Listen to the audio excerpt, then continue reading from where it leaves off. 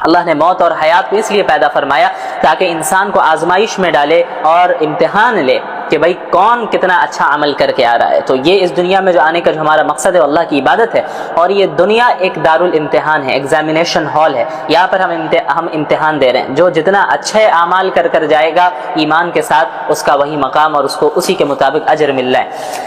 اس کے بعد کفار کی حماقت کا ذکر ہے۔ اللہ نے فرمایا کہ آیت نمبر 28 میں قل ارأيتم ان اهلكني الله ومن معي او رحمنا فمن يجير الكافرين من عذاب الیم۔ جو کفار تھے وہ نبی کریم صلی اللہ علیہ وسلم کے انتقال ہونے کا انتظار کرتے تھے، کہتے تھے کہ جب محمد صلی اللہ علیہ وسلم کی وفات ہو جائے گی تو اسلام ختم ہو جائے گا۔ تو اللہ نے کہا کہ آپ کہہ دیجئے ان سے کہ اگر اللہ نے مجھے موت دے بھی دی اور جو ہمارے صحابہ ہیں انہیں بھی اللہ نے جو ہے موت دے دی یا ہم پر رحم کیا، تو تمہیں کون بچانے والا ہے؟ یعنی ہم زندہ رہے اس دنیا میں یا نہ رہے، تمہارا تو دونوں صورتوں میں کوئی تمہارے لیے خیر نہیں ہے۔ یعنی اگر تم ایمان نہیں لا رہے ہو تو ہمارے زندہ رہنے سے بھی تمہیں کوئی فائدہ نہیں ہے، اور اگر تم ایمان نہیں لا رہے ہو تو ہمارے اس دنیا سے جانے کے بعد بھی تمہارا کوئی فائدہ نہیں ہے۔ تمہیں تو عذاب علیم میں مبتلا ہونا ہی ہے، تم اپنی خیر مناؤ۔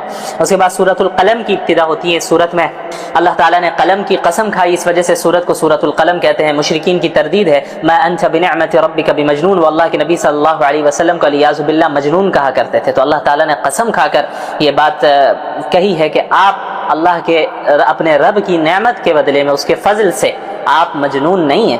اس کے بعد اللہ تعالیٰ نے دشمنان دین کا ذکر کیا اور اللہ کے نبی صلی اللہ علیہ وسلم اور تمام مسلمانوں کو حکم دیا ولا تطع كل حلاف مہین۔ یہاں عام کفار کا بھی ذکر ہے، اور خصوصاً ولید بن مغیرہ نام کا جو شخص تھا اس کا بھی ذکر ہے۔ یہاں اس کی کئی اخلاقی برائیوں کا ذکر ہے کہ بھائی وہ بہت قسمیں کھانے والا تھا، بے وقت شخص تھا، تانے دیتا تھا، چغلیاں کھاتا تھا۔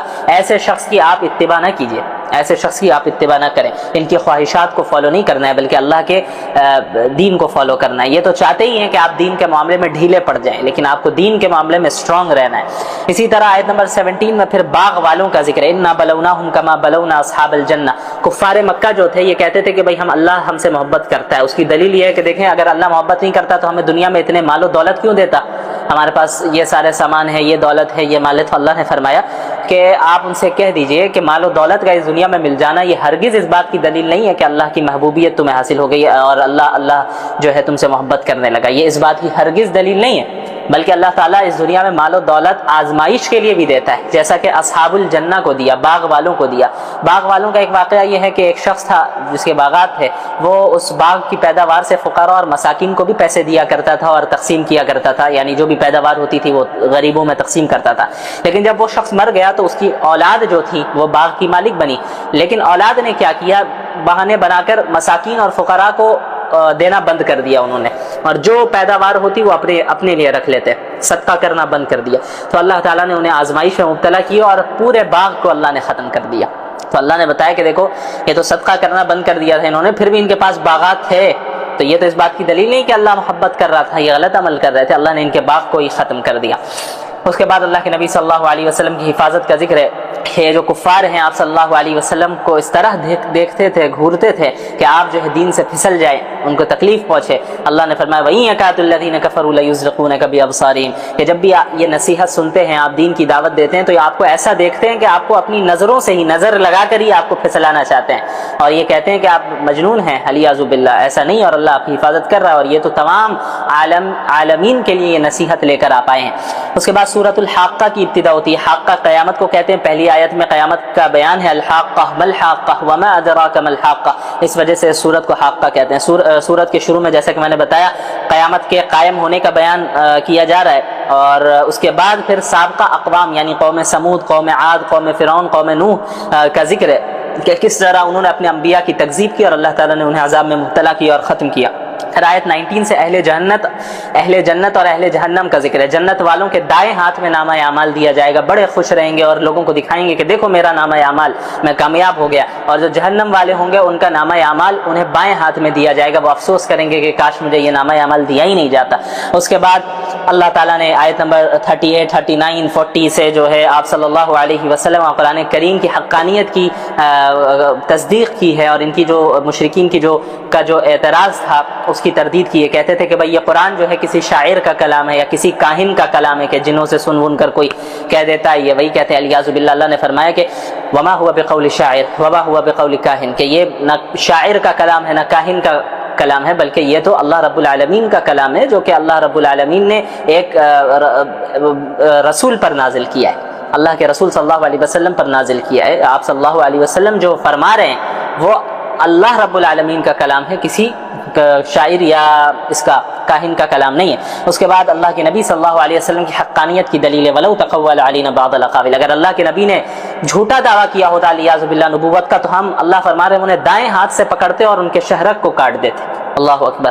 محمد صلی اللہ علیہ وسلم کے متعلق یہ بات کہی اللہ تعالیٰ نے کہ یہ ہو ہی نہیں سکتا کہ محمد صلی اللہ علیہ وسلم جھوٹ بول رہے ہیں علیاذ باللہ، کیونکہ دیکھیں کہ آپ صلی اللہ علیہ وسلم اور آپ صلی اللہ علیہ وسلم ہو یا دیگر لوگ ہوں، اللہ کی یہ سنت ہے کہ آپ صلی اللہ رب العالمین کی طرف کسی بات کو اگر منسوب کیا جائے اور وہ شخص جھوٹ بول رہا ہو تو اللہ تعالیٰ ایسے شخص کو ہلاک کر دیتا ہے۔ جو جھوٹی نبوت کا دعویٰ کرنے والے بہت سے گزرے ہیں، اللہ نے ان کو ختم کیا، برباد کیا۔ تو اللہ کے نبی صلی اللہ علیہ وسلم کے ساتھ ایسا نہیں ہوا، یہ خود اس بات کی دلیل ہے کہ اللہ رب العالمین یہ فرما رہے ہیں کہ محمد صلی اللہ علیہ وسلم اللہ کے سچے رسول اور سچے نبی ہیں۔ اس کے بعد سورۃ المعارج کی ابتدا ہوتی ہے۔ معارج کہتے ہیں چڑھنے کے راستے کو، اس وجہ سے اس کا ذکر ہے، اس وجہ سے اس کو سورۃ المعارج کہا جاتا ہے۔ شروع میں اللہ تعالیٰ سے عذاب کا ذکر ہے، جو اللہ تعالیٰ کا عذاب نازل ہونے کا، یعنی اللہ تعالیٰ نے فرمایا جو کفار ہوں گے اللہ تعالیٰ انہیں عذاب میں مبتلا کرے گا۔ تو ایک شخص تھا نضر بن حارث، اس نے یہ کہا سأل سائل بعذاب واقع للکافرین لیس له دافع، مذاق اڑاتے ہوئے کہ بھئی اگر یہ قرآن سچا ہے، آپ سچے ہیں تو کہاں ہے وہ عذاب، لائیے ہم پر، اللہ کا عذاب آنا چاہیے، دکھائیے ہمیں۔ مذاق اڑاتے ہوئے کہ اللہ نے فرمایا کہ اللہ کے عذاب کو مانگنا نہیں چاہیے، یعنی جب عذاب آ جائے گا، یہ تو اللہ کے نبی کے اختیار میں نہیں ہے کہ کب کس کو عذاب میں مبتلا کرنا ہے، لیکن جب عذاب اللہ کا آ جائے گا تو پھر اس عذاب کو دور کرنے والا کوئی نہیں رہے گا۔ اس کے بعد قیامت کی ہولناکی کا ذکر آیت نمبر 8 سے، یوم تکون السماء کالمہل وتکون الجبال کالعہن، کہ قیامت کے دن آسمان سیاہ ہوں گے اور پہاڑ روئی کی طرح بکھر جائیں گے، اور ایک دوست دوسرے دوست کے سامنے کھڑا ہوگا لیکن کوئی کسی کے کام نہیں آنے والا۔ بہت گہرا دوست جو ہوتا ہے، جو انسان اس دنیا میں ایک دوسرے کے لیے قربانی دیتا ہے، قیامت میں کوئی کام نہیں آنے والا۔ اس وقت مجرمین یہ چاہیں گے کہ وہ اپنے پورے خاندان کو، اپنے گھر والوں کو، بال بچوں کو، سب کو اللہ کے حوالے کر کے صرف اپنے آپ کو بچا لے۔ وہ چاہیں گے کہ بھئی میرے بدلے میں پورا خاندان چلے جائے جہنم میں لیکن ہم بچ جائے۔ ایسی ہولناکی ہوگی، ایسا خوف ہوگا اور ایسی دہشت پھیلی ہوگی، اور یہ جو ہے چاہیں گے کہ پوری دنیا میں جتنا مال و دولت ہے سب لے کر اللہ کو ہم دے دیں اور ہم جہنم کی آگ سے بچ جائیں، لیکن اللہ فرمائیں گے کلا، ہرگز نہیں، آج تو اعمال کی بنیاد پہ، ایمان اور اعمال کی بنیاد پر جزا و سزا ملنی ہے۔ تم نے غلط کیا ہے، تم کفر میں مرتکب رہے، اب تمہیں جہنم میں جلنا ہوگا۔ آج کوئی ماں باپ، اولاد، مال و دولت کچھ کام نہیں آنے والا، کوئی تعلقات، کوئی سورس کچھ کام نہیں آنے والا۔ آج تو ایمان اور اعمال صالحہ کی بنیاد پر فیصلہ ہونا ہے۔ اس کے بعد قیامت کی ہولناکیوں کا ذکر ہو گیا، تو اب اہل جنت کا ذکر ہے، ان کی صفات کا ذکر ہے۔ الا المصلین الذین هم علی صلاتهم دائمون، کہ جو جنت والے ہوں گے جو نماز کی پابندی کرتے ہوں گے، فقراء مساکین کو صدقہ و خیرات دیتے ہوں گے، اس کے علاوہ اپنی شرمگاہوں کی حفاظت کرتے ہوں گے، جھوٹی گواہی نہیں دیتے ہوں گے، اس طرح کی صفات کا بیان۔ اس کے بعد فرمایا کہ یہ وہ لوگ ہیں جو اللہ تعالیٰ انہیں جنت عطا کرے گا اور باغات میں عزت کے ساتھ رہیں گے۔ اس کے بعد سورۃ النوح کی ابتدا ہوتی ہے، اس میں پوری سورت میں حضرت نوح علیہ السلام کا واقعہ ہے، ان کا ذکر ہے، اس وجہ سے سورت کو سورۃ النوح کہتے ہیں۔ انا ارسلنا نوحا الی قومه ان انذر قومک، حضرت نوح علیہ السلام نے اپنی قوم میں 950 سال تک جو ہے مسلسل دعوت دی اور لوگوں کو توحید کی طرف بلایا، لیکن چند ہی افراد حضرت نوح کو فالو کرنے والے تھے اور طرح طرح کی ان کو تکلیفیں پہنچایا کرتے تھے۔ یہ کہا کرتے تھے، ہر اعتبار سے دعوت دی، رات کے وقت دعوت دی، دن کے وقت دعوت دی، علی الاعلان دعوت دی، خفیہ طور پر دعوت دی، ہر طرح سے انہیں سمجھایا، نہیں مانا۔ انہوں نے کہا کہ بھئی تم استغفار کرو، اللہ تعالیٰ تمہیں مال و دولت عطا کرے گا، تمہیں بیٹے عطا کرے گا، تمہیں باغات عطا کرے گا، اللہ سے کثرت سے استغفار کرو۔ کوئی نہیں مانتا تھا سوائے چند افراد کے۔ ان کی قوم 4 بتوں ود، سواع، یغوث اور یعوق کی عبادت کیا کرتے تھے۔ بالآخر حضرت نوح علیہ السلام نے اللہ تعالیٰ سے دعا کی کہ یا اللہ اب ان کفار کو ختم فرما اور کسی کو اس دنیا میں نہ چھوڑ ان کفار میں سے۔ تو اللہ تعالیٰ نے ان کی دعا کو قبول فرمایا اور تمام کفار کو اللہ تعالیٰ نے غرق کر دیا، ڈبا دیا، اور صرف حضرت نوح اور مومنین جو تھے انہیں ان کی حفاظت فرمائی کشتی میں۔ اس کے بعد سورۃ الجن کی ابتدا ہوتی ہے، اس میں جنات کا ذکر ہے جو کہ نبی صلی اللہ علیہ وسلم کی زبان سے انہوں نے قرآن کریم کی تلاوت سنی اور وہ ایمان لے آئے، تو اس وجہ سے سورت کو سورۃ الجن کہتے ہیں۔ جنات، یہ جو جنات ہیں یہ اللہ کے نبی صلی اللہ علیہ وسلم کی بعثت سے پہلے آسمانوں میں جاتے تھے اور کچھ خبریں لے آیا کرتے تھے. فرشتے آپس میں کچھ ڈسکس کر رہے ہیں جو آگے دنیا میں ہونے والا ہے, اللہ نے انہیں کچھ حکم دیا ہے, تو وہ باتیں خبر سن کے آ جایا کرتے تھے. لیکن جب آپ صلی اللہ علیہ کچھ 100% تو نہیں بھئی, تھوڑی بہت باتیں سن کے آ کر جو ہے کاہنوں کو بتاتے. لیکن جب اللہ کے نبی صلی اللہ علیہ وسلم کی بعثت ہو گئی تو پورے آسمان میں اللہ نے جو ہے زبردست طریقے سے یہ پابندی لگا دی کہ اب جن وغیرہ شیاطین وغیرہ آسمانی خبر کو نہیں سن سکتے جا کر. تو جب یہ جانے لگے آپ کی بعثت کے بعد تو انہیں اللہ فرشتوں نے جو ہے مار کر بھگایا وہاں سے. تو یہ پریشان ہو گئے کہ بھئی اب کیا ہو گیا, ایسا کیوں ہو رہا ہے, پہلے تو ایسا نہیں ہوتا تھا. لیکن پھر انہیں معلوم چلا کہ آپ صلی اللہ علیہ وسلم کی بعثت ہو گئی ہے. آپ صلی اللہ علیہ وسلم طائف سے جب واپس آ رہے تھے تو ایک مقام پر انہوں نے فجر کی نماز ادا کی. وہاں جنوں کی ایک جماعت نے آپ صلی اللہ علیہ وسلم کو قرآن کی تلاوت کرتے ہوئے سنا اور قرآن سے بڑے متاثر ہوئے کہ ایسا کلام ہم نے نہیں سنا ہے. اور اسی وقت انہوں نے اسلام قبول کیا اور پھر اپنی قوم کے پاس جا کر, جنوں کی قوم کے پاس جا کر انہوں نے دعوت کا بھی کام کیا.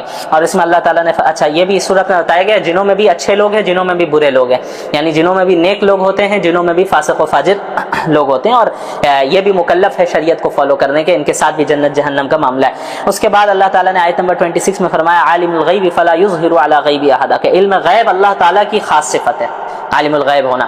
لیکن اللہ جس رسول کو جتنی غیب کی خبریں بتانا چاہتا ہے اللہ تعالیٰ بتاتا ہے. کامل علم غیب تو صرف اللہ کے پاس ہے, اور بعض غیب کی خبریں اللہ جس نبی کو چاہتا ہے بیان کرنا وہ بتا دیتا ہے. اس کے بعد سورۃ المزمل کی ابتدا ہوتی ہے. مزمل کا معنی ہے چادر میں لپٹنے والا. چونکہ نبی کریم صلی اللہ علیہ وسلم پر جب پہلی وحی نازل ہوئی تھی تو آپ صلی اللہ علیہ وسلم کو پر اتنی زبردست ذمہ داری آئی تو آپ کو گھبراہٹ بھی ہونے لگی اور انہیں سردی لگنے لگی. تو حضرت خدیجہ رضی اللہ عنہا سے انہوں نے کہا کہ زملونی مجھے چادر میں لپیٹ دو, چادر اڑاؤ. تو آپ چادر میں لپٹ گئے. تو اسی لیے اللہ تعالیٰ نے ازراہ شفقت اور محبت آپ صلی اللہ علیہ وسلم کو اس طرح پکارا, یا ایھا المزمل, اے چادر میں لپٹنے والے. اس کے بعد تہجد کی فرضیت کا ذکر ہے. قم اللیل الا قلیلا نصفہ او انقص منہ قلیلا.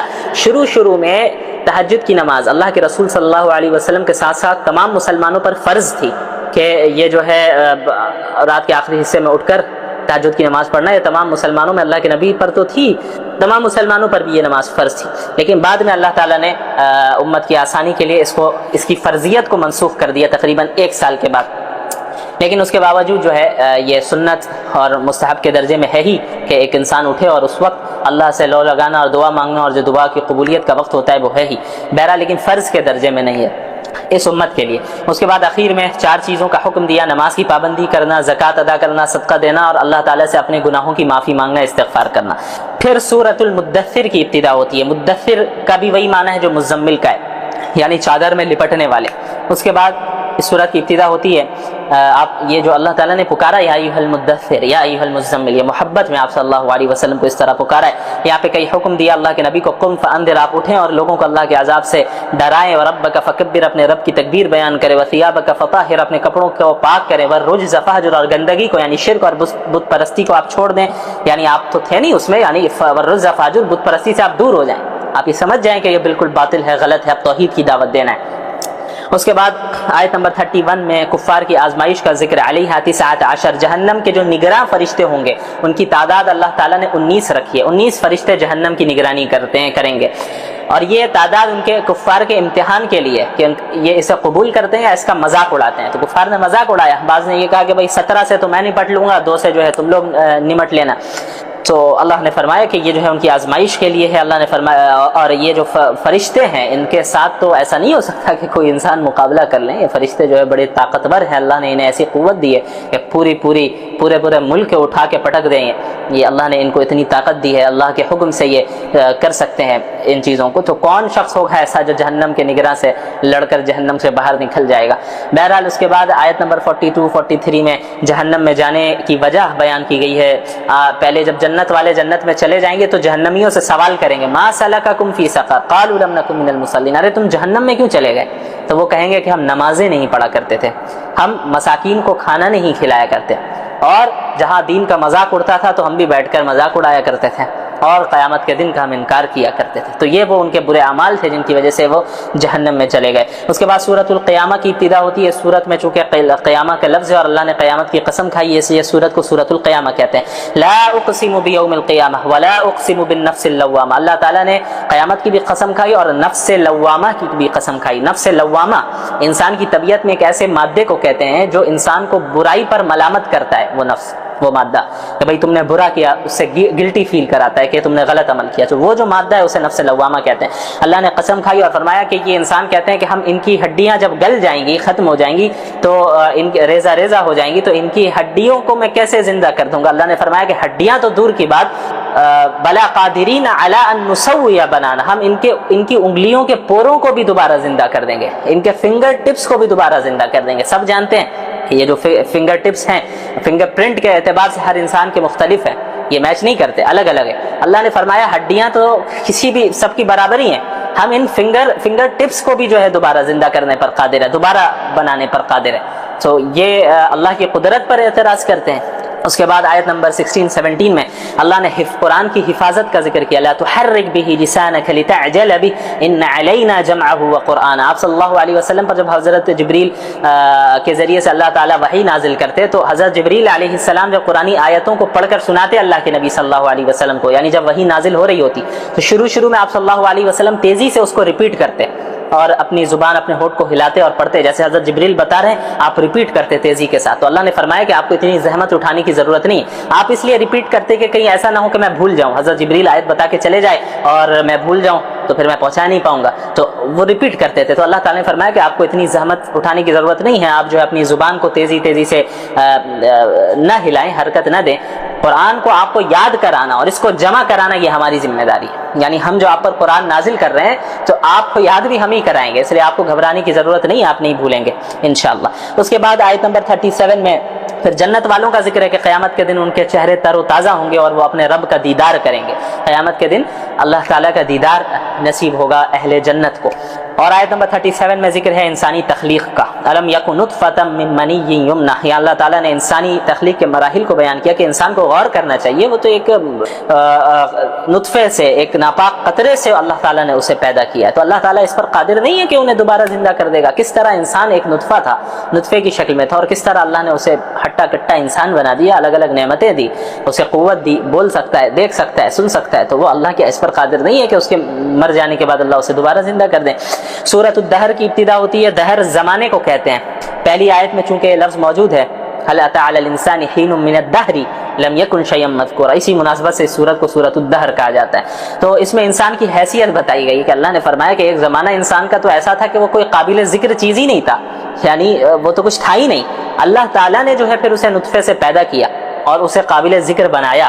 اللہ نے جو ہے اسے نعمتیں دی، اللہ نے اسے آنکھیں دی، کان دی، ہاتھ دی، پیر دی، تو یہ اللہ نے بعد میں اسے عطا کی ہیں، ان ساری چیزوں کو اللہ نے عطا کیا ہے، اور اس سے پہلے تو یہ کوئی قابل ذکری چیز نہیں تھا انسان، تو اللہ نے جو ہے آزمائش کے لیے اسے پیدا کیا ہے، اور جب ہم نے اسے نعمتیں ادا کر دیں تو اب جو ہے یہ کیا کرتا ہے، اللہ کی ناشکری کرتا ہے، اللہ کی نافرمانی کرتا ہے۔ بہرحال پھر قرآن کے متعلق اللہ تعالیٰ نے فرمایا آیت نمبر 29 میں، جنت والوں کا ذکر ہے مستقل، جنت میں مختلف نعمتیں ہوں گی، وہاں نہ زیادہ گرمی ہوگی نہ سردی ہوگی، یعنی اللہ نے فرمایا کہ وہاں پہ دھوپ بھی نہیں ہوگی اس طرح کی کہ انسان پریشان ہو کہ اسے سائے کی ضرورت پڑے، جیسے اس دنیا میں ہمیں ضرورت پڑتی ہے، اے سی کی ضرورت پڑتی ہے، پنکھے کی ضرورت پڑتی ہے، گرمی اتنی زیادہ ہوتی ہے، وہاں اس کی بھی نہیں ہوگی۔ ولا زمہریرا، اور نہ ہی سخت سردی ہوگی، سردی بھی زیادہ ہو تو اس میں بھی تکلیف ہوتی ہے۔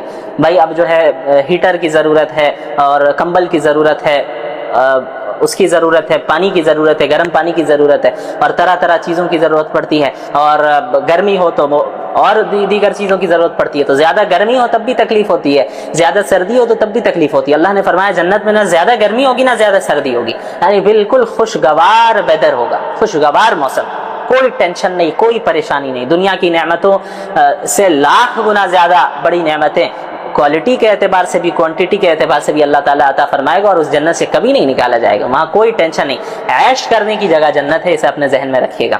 الدنیا سجن المومن و جنت الکافر، یہ دنیا جو ہے مومن کے لیے